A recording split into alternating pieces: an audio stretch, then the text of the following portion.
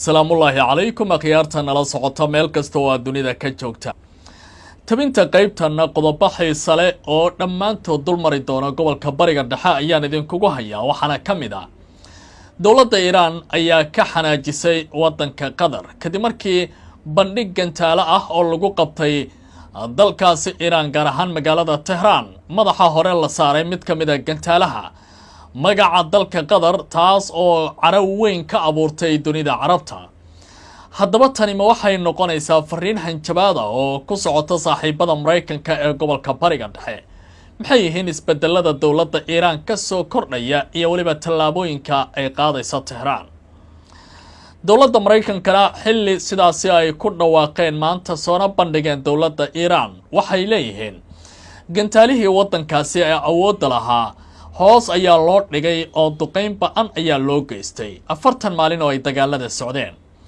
ma bandhiga dowladda Iran ayaa run ah mase hadalka dowladda Mareykanka ayaa loo qaateena waxa lagu tilmaami karaa dhacdooyinkan ishareere yaalla ee ka soconaya gobolka bariga dhexe Mareykanku si dadban ayuu uga faa'iidayaa dagaalada kala duwan ee caalamka ka soconaya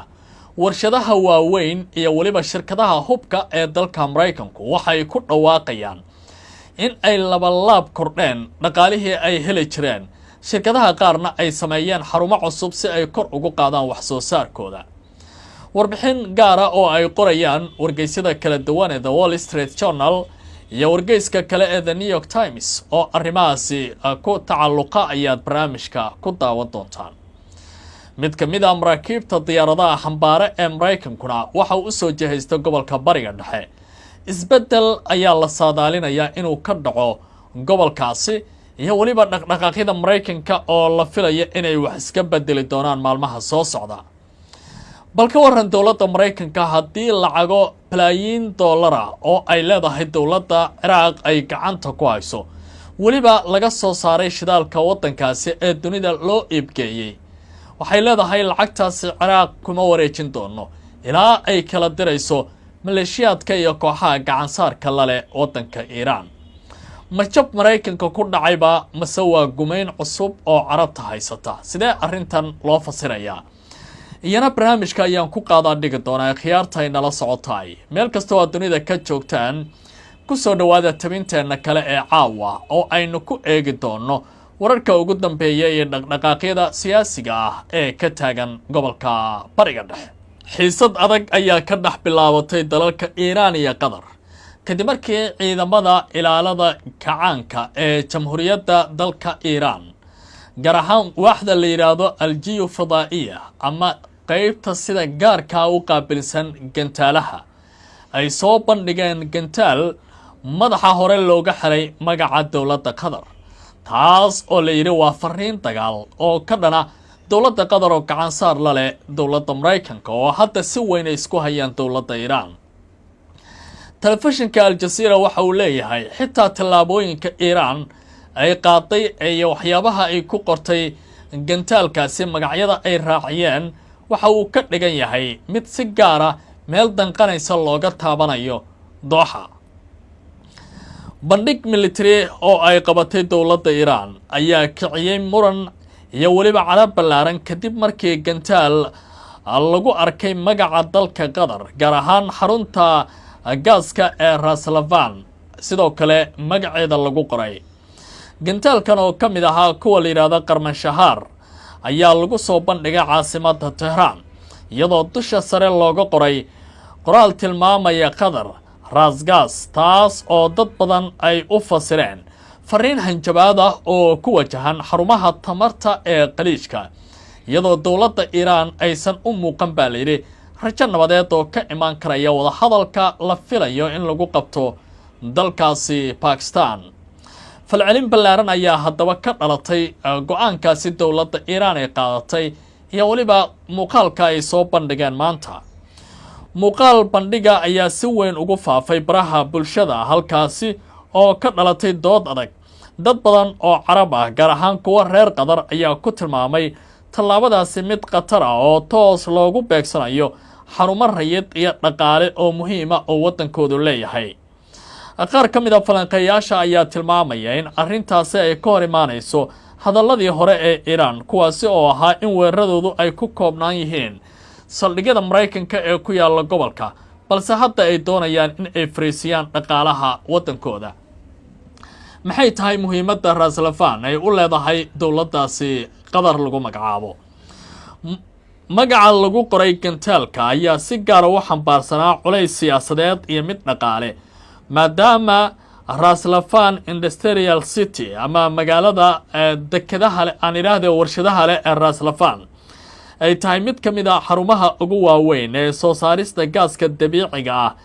ee dalkaasi uu leeyahay una gudbiya caalamka isla markaana door weyn ka qaatay sahayda tamarta ee adduunka. falanqeeyaal ayaa tilmaamaya in goobtani ay ka dhigan tahay weerar ka baxsan gobolka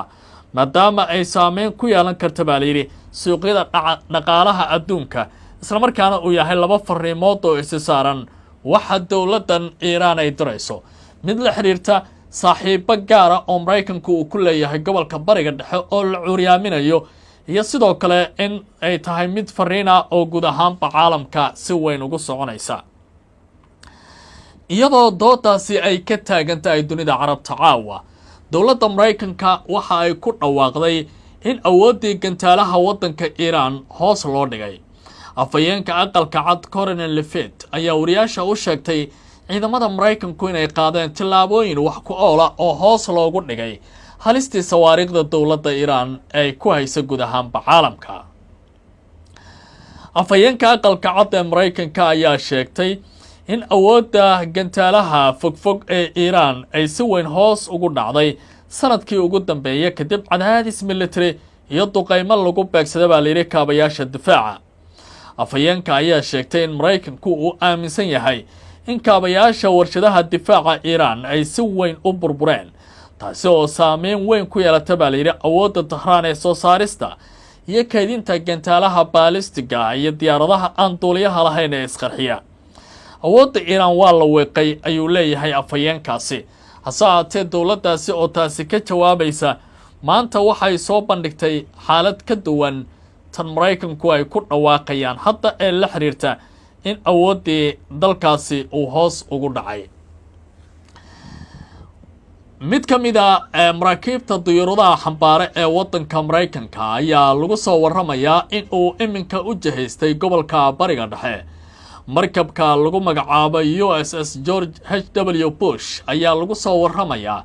in uu u jahaystay halkaasi inkasta oo taliska dhexe ee militariga halka bartilmaameedka u ah ee laga hago maraakiibtaasi uusan weli gaarin.